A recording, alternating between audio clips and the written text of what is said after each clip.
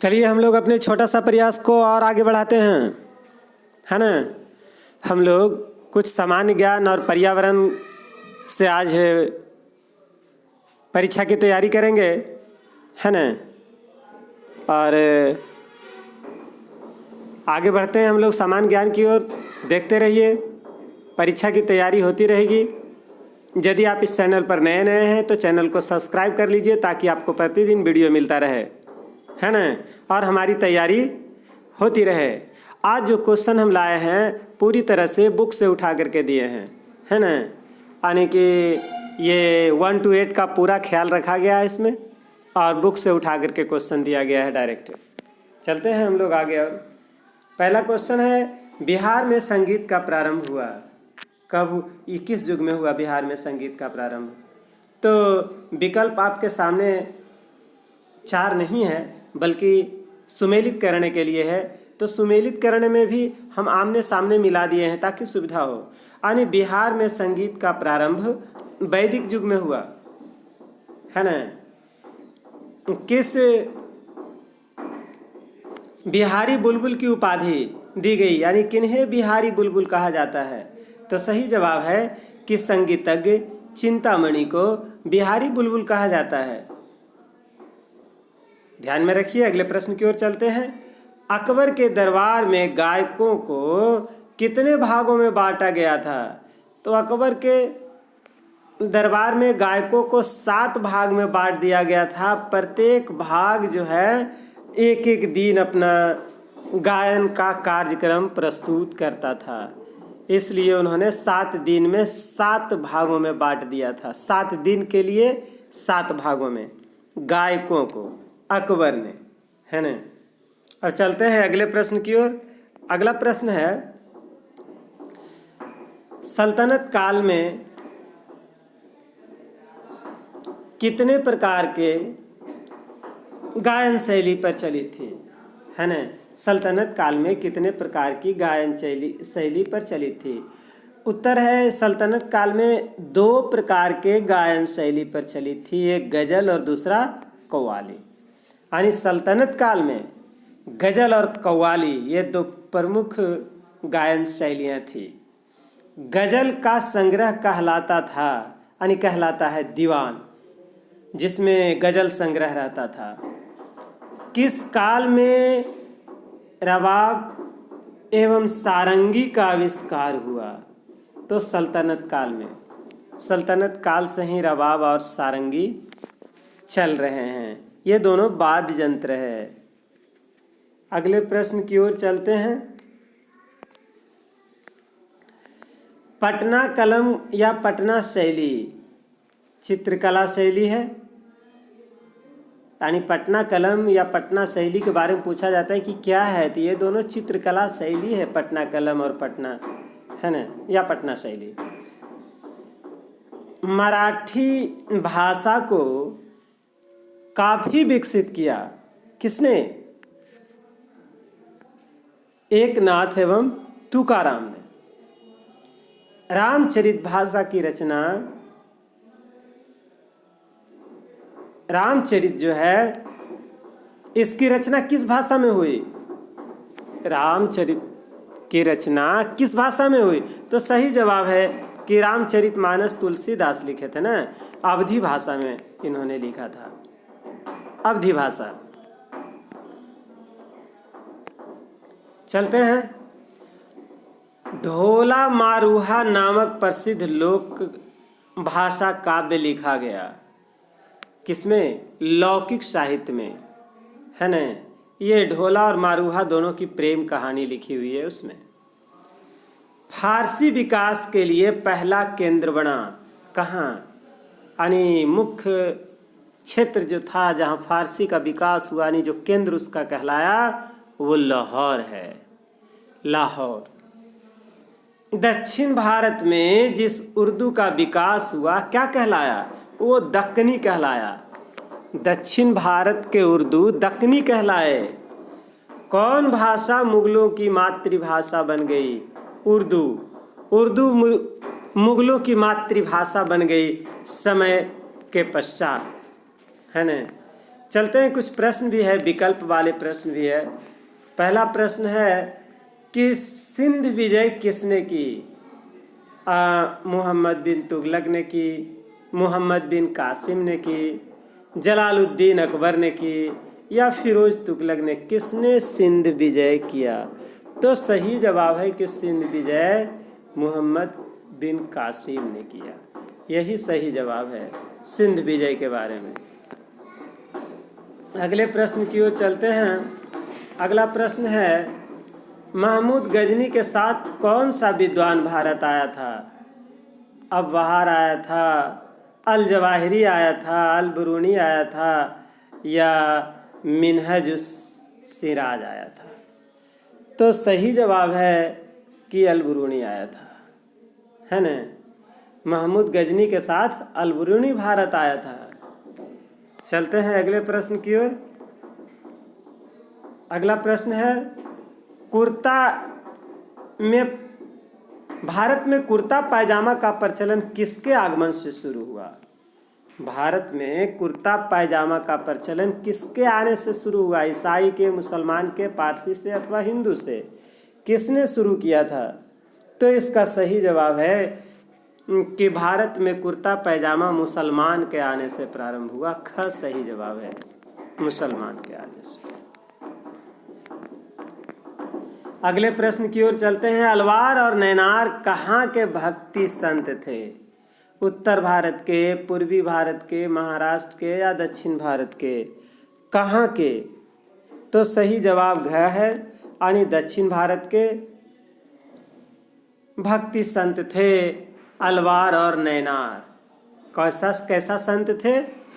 भक्ति संत थे दक्षिण भारत के, अलवार और नैनार। अगले प्रश्न की ओर। मोइनुद्दीन चिश्ती की दरगाह कहाँ है? दिल्ली में, ढाका में, अजमेर में, आगरा में?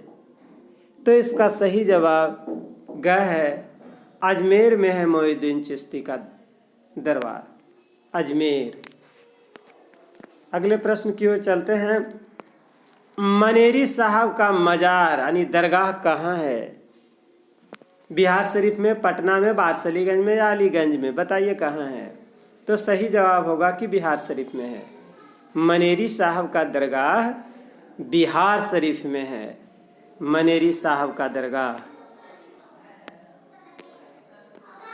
और प्रश्नों को हम लेते हैं इसमें। चिश्ती सिलसिला की स्थापना किया गया किनके द्वारा?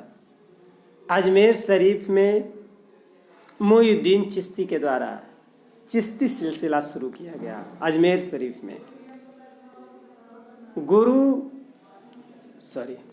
सूफी खानकाह में गुरु को क्या कहते थे?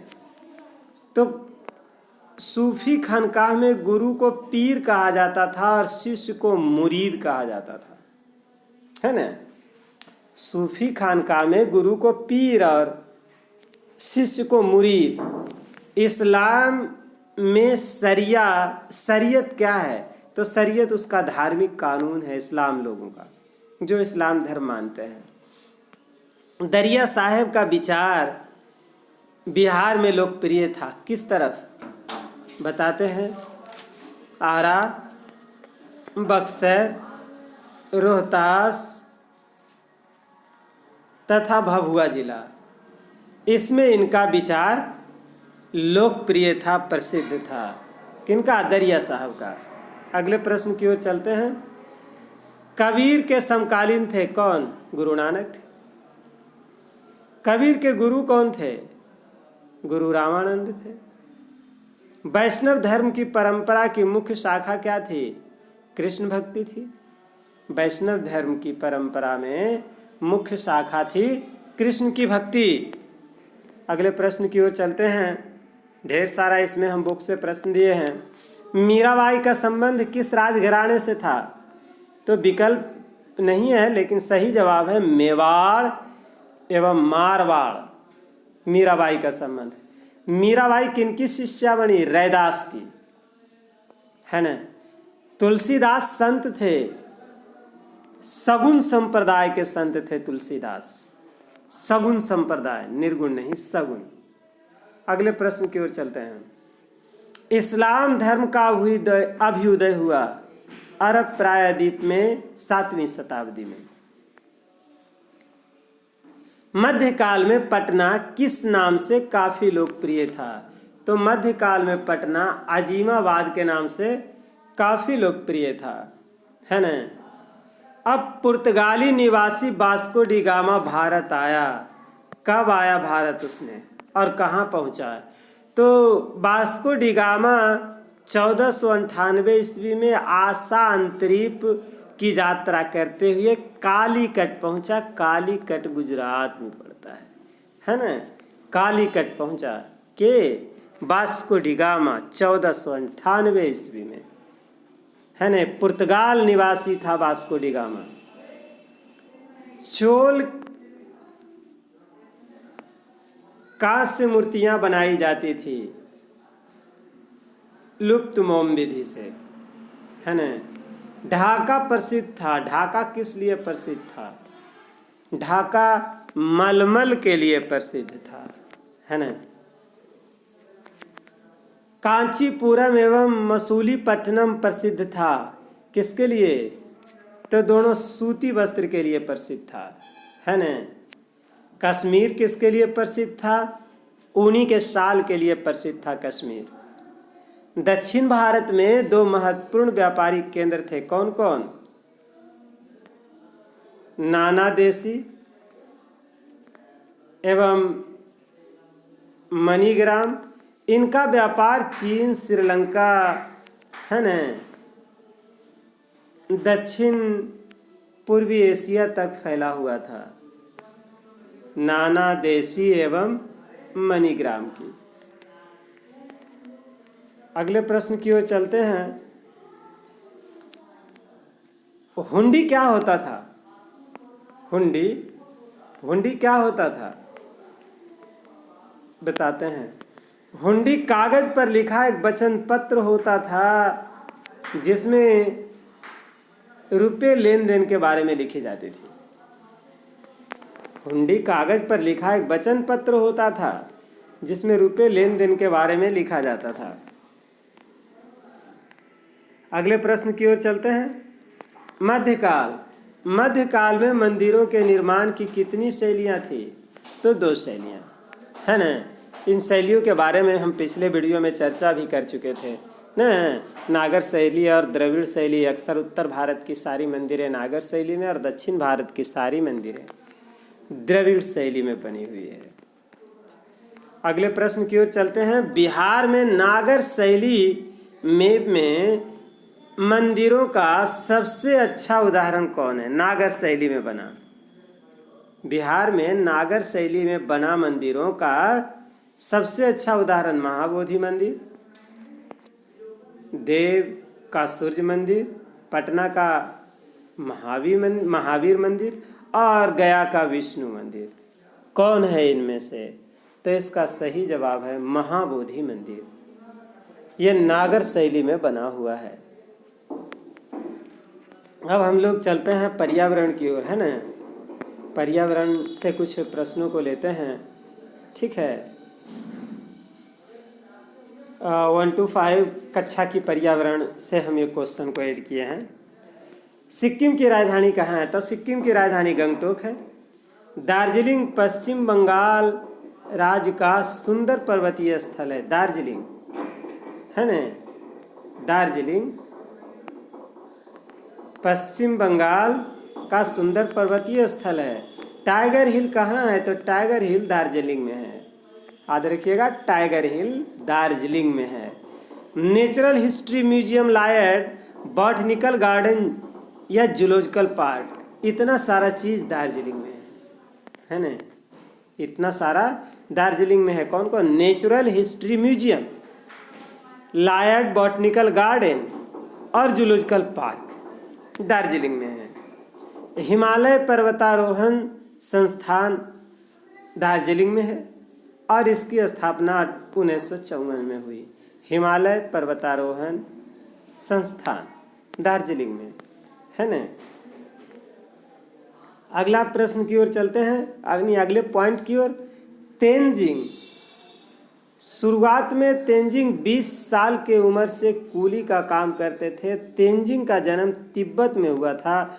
बाद में वे भारत के मूल निवासी बने। बचपन का एक दिन इन्होंने नेपाल में बिताया था। सन 1953 में Tenzing Norgay, sir Edmund Hillary पर्वत श्रृंखला के सबसे ऊंचे शिखर, बताइए कौन है सबसे ऊंचे शिखर पर्वत श्रृंखला का? माउंट एवरेस्ट पर चढ़ करके भारत का झंडा लहराया था। माउंट एवरेस्ट की ऊंचाई 8848 यानी 8848 मीटर है। इस पर चढ़ गए। तेंजिंग को सिरदार की उपाधि मिली। हाल फिलहाल बिहार के पर्वतारोही श्रीमती निरुपमा अग्रवाल ने माउंट एवरेस्ट के किस चोटी पर विजय प्राप्त की? ये बिहार की रहने वाली थी निरुपमा अग्रवाल। माउंट एवरेस्ट की किस चोटी पर? माउंट एवरेस्ट की चोटी पर विजय प्राप्त किया। यानी माउंट एवरेस्ट पर चढ़ा, किस चोटी नहीं। माउंट एवरेस्ट स्वयं चोटी है हिमालय की जो सबसे ऊंची है। इस पर निरुपमा अग्रवाल चढ़ी थी। हाल फिलहाल में बिहार की थी। गंगटोक समुद्र तल से 6000 फीट की ऊंचाई पर स्थित सिक्किम राज्य की राजधानी है। सिक्किम की राजधानी गंगटोक, जो लगभग 6000 फीट की ऊंचाई पर है। सिक्किम की राजधानी है ना गंगटोक। सिक्किम की प्रमुख नदी तीस्ता है। सिक्किम में लेप्था नेपाली भोटिया निवास करते हैं। यहाँ के जनजाति के बारे में भी पूछा जाता है। सिक्किम की जनजाति लेप्चा, लेप्था लिखा हुआ, लेप्चा, नेपाली, भूटिया, ये सब है। रूमटेक मॉनेस्ट्री यानी करमापा, जो बौद्ध धर्मगुरु का निवास है, यह बौद्ध धर्म के दर्शन स्थल है। सिक्किम में स्थित है ना। नाथुला दर्रा सिक्किम में है। नाथुला जो दर्रा, उसका रास्ता प्राचीन काल से सिल्क मार्ग के नाम से जाना जाता था। याद रखिए, नाथुला दर्रा जो सिक्किम में स्थित है, उसको प्राचीन काल से सिल्क मार्ग के नाम से जाना जाता था। ऐसा इसलिए क्योंकि इसी मार्ग से चीन से भारत के बीच रेशम लाया और ले जाया जाता था। जैसा आपको पता है कि रेशम का सबसे पहला खोज आविष्कार जो कहिए चीन में हुआ है ना। यानी चीनी लोग सबसे पहले रेशम के बारे में जाने, और इसी मार्ग से होकर के जो है रेशम का व्यापार होता था। नाथुला दर्रा से होकर के, जो सिक्किम में पड़ता है, इसलिए इसको प्राचीन काल में सिल्क मार्ग के नाम से जाना जाता था। अगले पॉइंट की ओर चलते हैं। खो खो एक खेल है ना।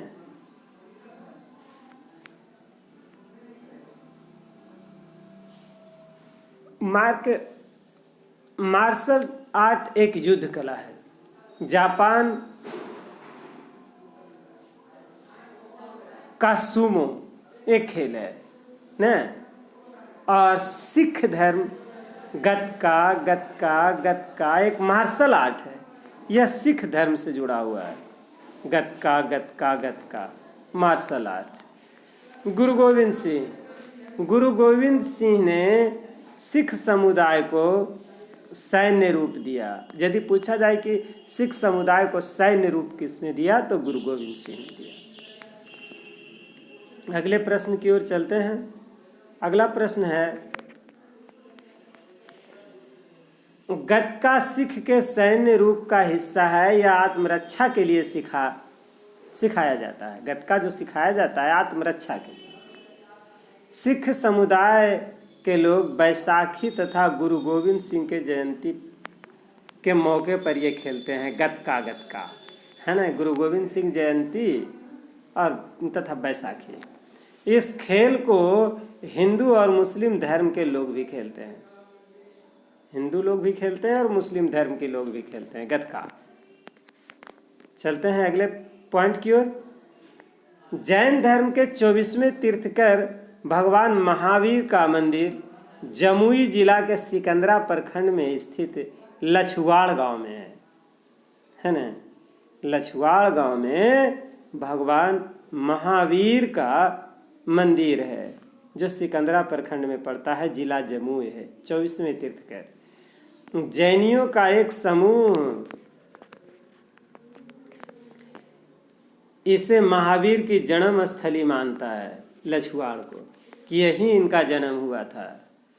पेड़ पौधों कहीं भी क्यों उग जाते हैं, तरह तरह से बीज बिखरे रहते हैं, जिसके कारण चटक फटक कर बिखरने वाले बीज, हरसिंगार या गुलमेहदी के बीज है न, हवा में उड़ने वाले बीज जो है वो कपास के बीज है। प्रश्न आता है ना कि हवा में उड़ने वाले बीज कौन कौन है, तो कपास का बीज है, अकमन का बीज है न। तरह तरह के बिखरने वाले भी बीज होते हैं, चटक कर फटक कर गिरता है, जैसे गुलमेहंदी, हरसिंगार। रेड़ी का भी बीज, रेड़ जिसको कहते हैं, छिटक कर दूर चला जाता है। पानी में तैर कर बिखरने वाले बीज, कमल, कुमुदनी, ये सब बीज जो है पानी में तैर तैर कर बिखरता है न। अगले प्रश्न की ओर, अगले पॉइंट की ओर चलते हैं। जानवरों की सवारी कर बिखरने वाले बीज, गोखरू, गाय या भैंस आदि जानवरों के शरीर से चिपक जाता है और अन्य अपनी कांटेदार हिस्से से उसके शरीर में चिपक जाता है और दूर चला जाता है। पक्षियों द्वारा, बरगद, पीपल, अमरूद, ये सब पक्षियों के द्वारा एक जगह से दूसरे जगह फैलता है, दूर तक बिखरता है। हार्बेरियम एक वनस्पति संग्रहालय की तरह होता है, जिसमें पेड़ों व घास के पत्ती या पेड़ पौधे के मुख्य अंश को अच्छी तरह से संग्रहित किया जाता है। अब अगले पॉइंट की ओर चलते हैं। नालंदा विश्वविद्यालय संसार का पहला आवासीय विद्यालय था, विश्वविद्यालय था, है ना। इसमें 10,000 से अधिक छात्र और लगभग 2,000 शिक्षक रहा करते थे, पढ़ाते थे। नालंदा विश्वविद्यालय में 10,000 से अधिक छात्र।